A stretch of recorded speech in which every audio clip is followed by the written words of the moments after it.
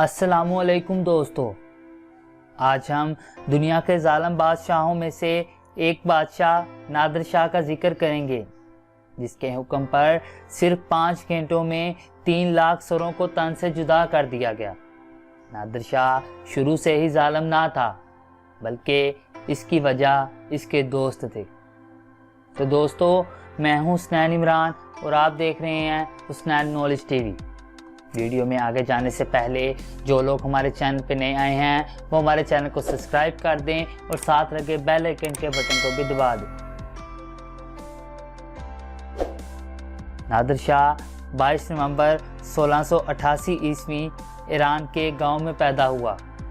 इसका बाप एक किले का हाकम था। नादिर शाह अभी कम सिन ही था कि इसका बाप इंतकाल कर गया और इसके चचा ने नादिर शाह के बाप के किले पर कब्जा कर लिया। नादिर शाह का बचपन अपने चचा की अज़ियतों की वजह से बहुत दर्दनाक गुजरा, लेकिन जैसे ही वो नौजवानी में दाखिल हुआ, इसने अपने आप से अहद किया कि वो अपने ऊपर हुए हर जुल्म का हिसाब लेगा। चुनांचे उसने लूट मार करने वाला एक गिरोह बनाया, जो कि अक्सर काफिलों को लूटा करता था। रफ्ता रफ्ता इसकी कार्रवाइयाँ और फौज की तादाद इतनी बढ़ गई कि खुद शाह ईरान भी इससे डरने लग पड़ा। ताकत हासिल करने के बाद नादिर शाह ने सबसे पहले अपने चचा को कत्ल करके अपने बाप का किला वापस लिया। नादिर शाह की ताकत में इतना इजाफा हो गया कि खुद शाह ईरान ने इससे सुलह की दरख्वास्त की और इसको अपने दरबार में सरदारी का ओहदा भी दिया। शाह ईरान की मुलाजमत में नादिर शाह ने कई बड़े कारनामे सर अंजाम दिए। उस्मानियों और अफगानों को कई मार्के में शिकस्त दी। रूस से तमाम ईरानी इलाके वापस ले लिए। अब इसने ईरान के शहनशाह को ही मजबूर कर दिया और खुद शहनशाह बन गया। शहनशाह बनने के चंद माह बाद इसने कंधार पर हमला किया। नादिर शाह काबल और गजनी फतह करता हुआ हिंदुस्तान पहुंच गया। उस वक़्त हिंदुस्तान का हुक्मरान मुग़ल बादशाह मोहम्मद शाह रंगीला था। कनाल के मकाम पर मुग़लों और नादिर शाह के मबैन एक बड़ा मार्का हुआ।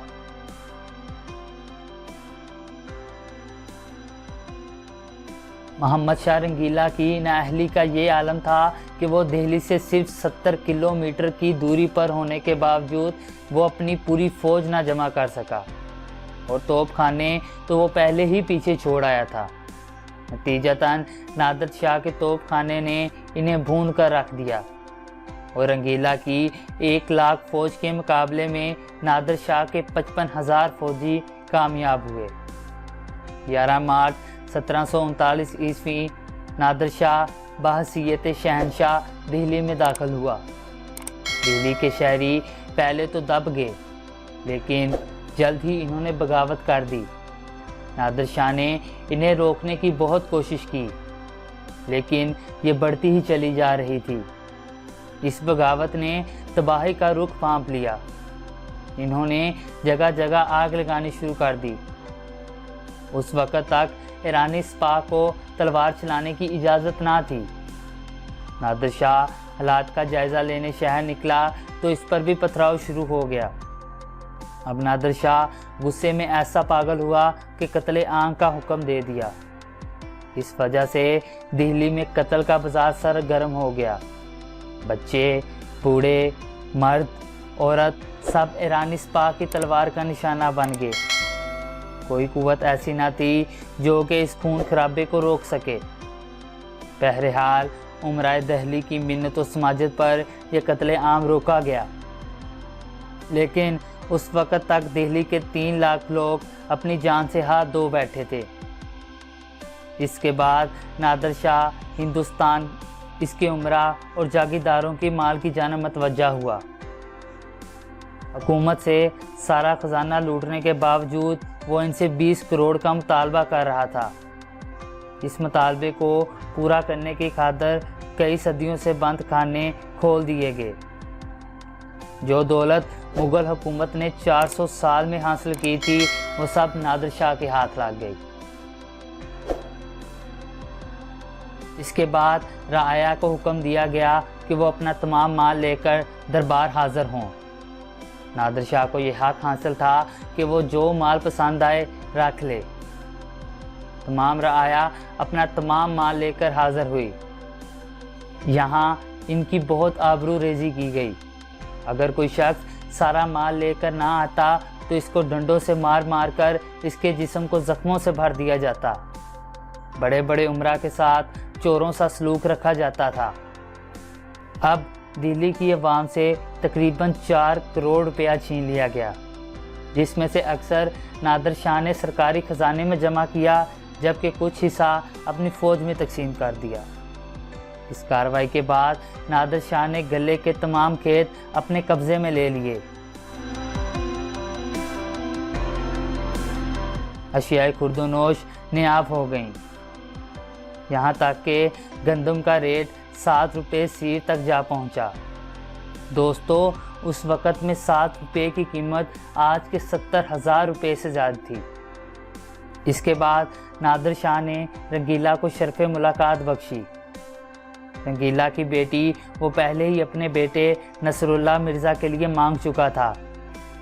अब इसने मुग़ल बादशाह की पगड़ी, जिसमें कोहे तूर नामी हीरा मौजूद था, रंगीला के सर से उतारकर अपने सर पर रख ली। जब वो दिल्ली से रवाना हुआ तो इसके पास बेतहाशा मालो गनीमत थी, हाथी और न जाने क्या क्या था। ईरान में अहदेदारों, फौजियों और दुकानदारों को भी तनख्वाहें दी जाने लग पड़ी। मुग़ल बादशाह इस कदर गुमराह हो चुके थे कि नादिर शाह के वापस जाने के बाद फिर फहाशों में मशगूल हो गए। अब नादिर शाह लाहौर पहुंचा। यहाँ के लोग दिल्ली में हुई कत्लो गारत से वाकिफ़ थे, इसलिए यहाँ के लोगों ने पहले ही अपना तमाम माल नादिर शाह के कदमों में रख दिया। अब नादिर शाह काबल रवाना हो गया। काबल पहुंचने के बाद नादिर शाह ने सिंध के वाली और कलहोरा ख़ानदान के मशहूर हुक्मरान मियाँ नूर मोहम्मद को काबल तलब किया, लेकिन इस हुक्मरान ने नादिर शाह के इस फरमान को खातिर में ना लिया और नज़रअंदाज कर दिया। अब नादिर शाह ने इस हुक्मरान से बदला लेने का फ़ैसला किया। मौसम की खराबी के बावजूद नादिर शाह इस हुक्मरान को सज़ा देने के लिए सिंध रवाना हुआ और अमरकोट के मकाम पर इसे जा दबोचा। नादिर शाह के दौरे खिलाफत में ईरानी सल्तनत अपने अरूज पर थी। इसकी फतूहात की वजह से इसे एशिया का सिकंदर सानी कहा जाता है।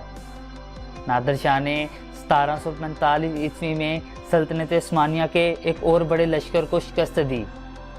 अपने हुकूमत के आखिरी दिनों में नादिर शाह चिड़चिड़ा और बदमिजाज हो चुका था, यहाँ तक कि अपने वली अहद रज़ा और अपने बेटे को सिर्फ शक की बुनियाद पर कि वो इसे तख्त से उतारना चाहते हैं, इन्हें अंधा कर दिया। इसके बाद जगह जगह नादिर शाह के खिलाफ बगावतें उठ गईं। आखिरकार 1747 ईस्वी इसके अपने मुहाफ़िज़ों ने इसे खैमे में दाखिल होकर कत्ल कर दिया। नादिर शाह के बाद इसका फ़ौजी सरदार अहमद शाह अब्दाली इसका जानशीन बना। तो दोस्तों, आज की ये वीडियो आपको कैसी लगी हमें कमेंट में ज़रूर बताइएगा।